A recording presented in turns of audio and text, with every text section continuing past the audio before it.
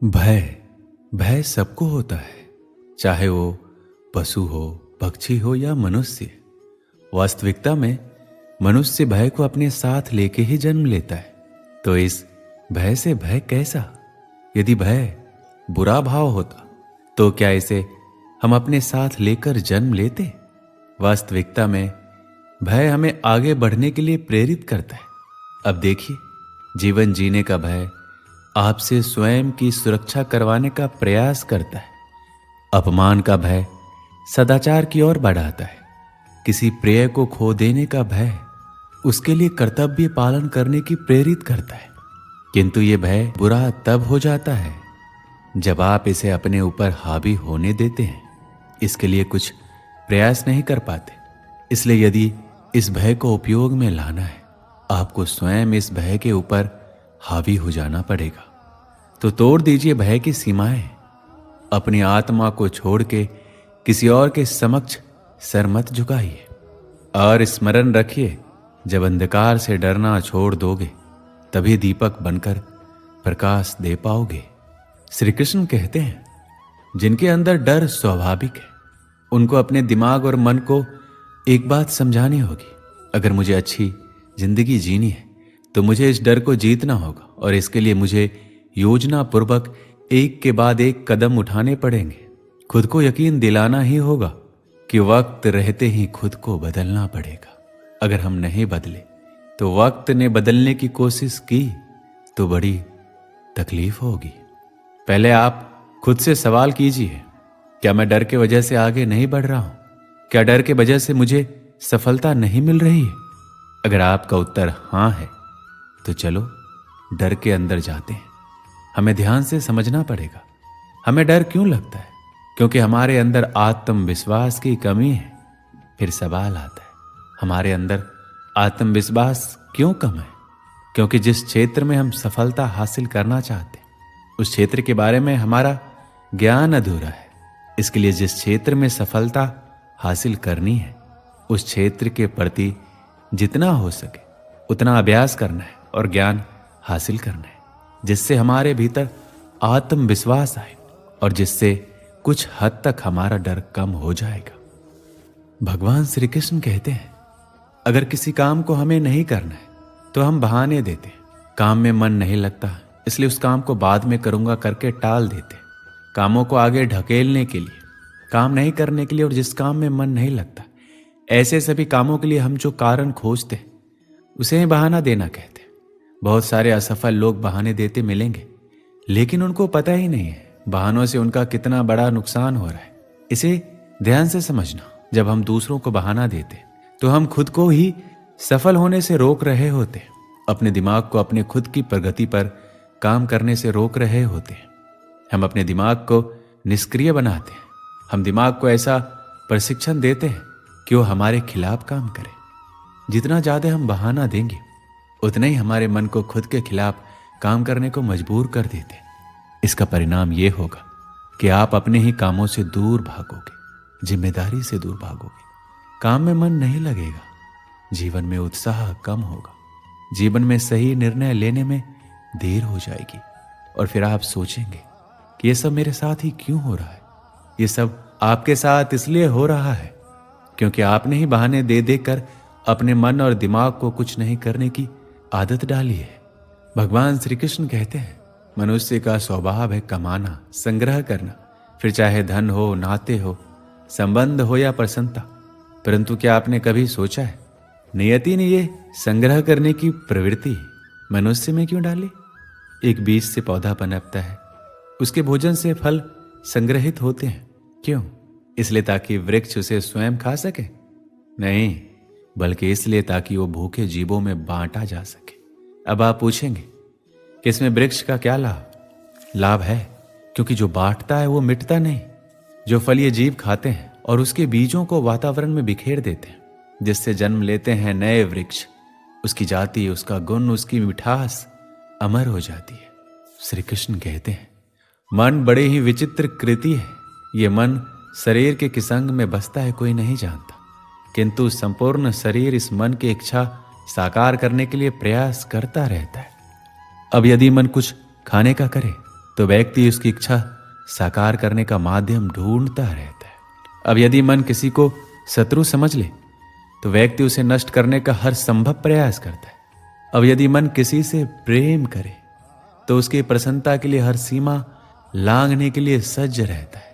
परंतु जीवन सुखद हो इसके लिए यह आवश्यक है कि मन खाली रहे। भगवान श्री कृष्ण की बांसुरी की भांति भीतर कुछ भी नहीं है, ना राग है ना द्वेष, तब भी स्वर निकलता है। इसी प्रकार मन को भी भावनाओं से मुक्त रखना आवश्यक है। स्मरण रखिए, मन में कुछ भरकर जियोगे तो मन भर के नहीं जी पाओगे। भगवान श्री कृष्ण कहते हैं, मनुष्य की सोच संसार का सबसे गहन या कहो सबसे कठिन भाव है। कब क्या होने के पश्चात ये मन क्या सोच बैठेगा ये कहना असंभव है। और यही सोच कई बार हमारे मन में हीन की भावना ले आती है। हम सदा हमसे ऊपर की श्रेणी के व्यक्तियों को देखते हैं, उनके जीवन का विश्लेषण करते हैं और फिर स्वयं को हीन समझ लेते हैं। इसके पास इतना धन है, उसके पास कितना बल है और मेरे पास कुछ भी नहीं। मैं कितना हीन व्यक्ति हूं, संसार के लिए मैं कुछ भी नहीं हूं। होता है ना ऐसा, किंतु ऐसा नहीं है। आपके पास भी बहुत कुछ है। पलट के देखिए, किसी भूखे व्यक्ति को केवल एक रोटी मिल जाए तो भले ही दूसरों के लिए वो अन्न का दाना होगा, किंतु इसके लिए वो भोज से कम नहीं है। इसलिए जब भी मन में हीन की भावना जागे, अपनों की ओर देखिए, उनकी ओर पलटिए। आपको विश्वास हो जाएगा कि भले आप ये मानते हैं कि संसार के लिए आप कुछ नहीं है, कुछ लोगों के लिए आप संपूर्ण संसार है, तो जो आपका संसार है उसमें प्रसन्न रहना सीखिए। हमारे पास अक्सर बहुत लोग आते हैं, कुछ को हम समय देते हैं, कुछ का हम तिरस्कार करते हैं, किंतु तिरस्कार कभी नहीं करना चाहिए। किसी व्यक्ति के आपके पास आने के 3 मुख्य कारण होते हैं, भाव, अभाव और प्रभाव। यदि कोई आपसे प्रेम भाव से आए तो उसे प्रेम दीजिए, सम्मान दीजिए। यदि कोई आपके पास अभाव में आए तो उसकी आवश्यकता को समझिए और जितना हो सके स्वयं से उसकी सहायता कीजिए। और यदि कोई आपके पास प्रभाव के कारण आए तो उसे समुचित सम्मान दें। तो खुद को भाग्यशाली समझे कि कोई आपके प्रभाव में है, किंतु तिरस्कार कभी ना करें। तिरस्कार जन्म देता है कुंठा को, और कुंठा किसी को भी आपका शत्रु बना देती है। इसलिए मित्र बनाइए, आनंद लीजिए और मेरे साथ कहिए राधे राधे। जीवन में समय चाहे जैसा भी हो, अपनों का साथ बड़ा आवश्यक होता है। सुख हो तो बढ़ जाता है, दुख हो तो बढ़ जाता है। अपनों के साथ समय कब बीत जाता है पता ही नहीं चलता, है ना। किंतु सोचिए, यदि आपको किसी ऐसे स्थान पर छोड़ दिया जाए जहां आपका कोई संबंधी ना हो, आपका कोई अपना ना हो, कोई मित्र ना हो, तो क्या होगा। एक एक क्षण कितना लंबा लगने लगेगा। तब तक लगेगा जब तक आप किसी को अपना नहीं बना लेते। अब प्रश्न ये उठता है, आपका अपना कौन है? वो संबंधी जिनके साथ आप रक्त से जुड़े हैं, या वो मित्र जिनके साथ आप बालपन से पले बढ़े हैं, या वो सहकर्मी जिनके साथ आप काम करते हैं? नहीं, अपना वो है जो विपत्ति में काम आए। अपनों की परख समय की कसौटी पर की जाती है।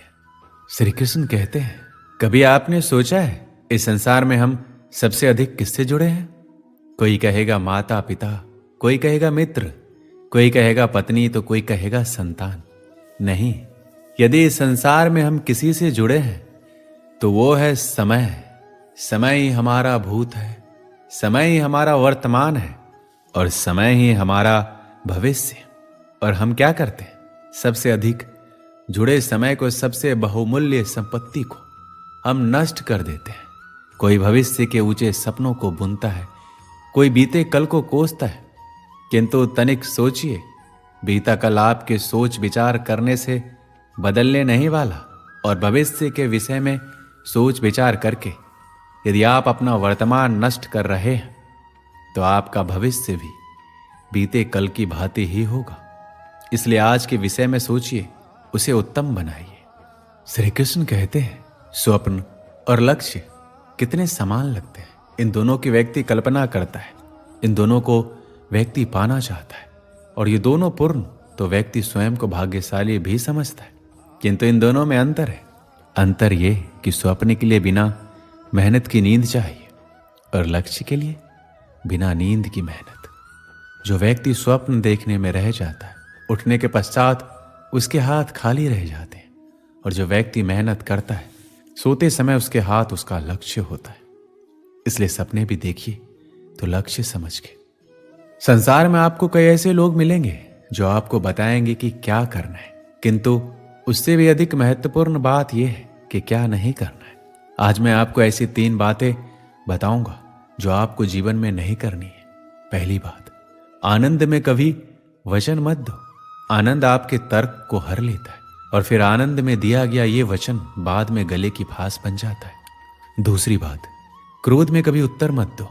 क्रोध आपके विवेक को खा जाता है, भविष्य दृष्टि को बाधित कर देता है और फिर कुछ क्षण के लिए आया ये क्रोध और इसमें दिया गया उत्तर बाद में जीवन भर के लिए प्रश्न बन जाता है।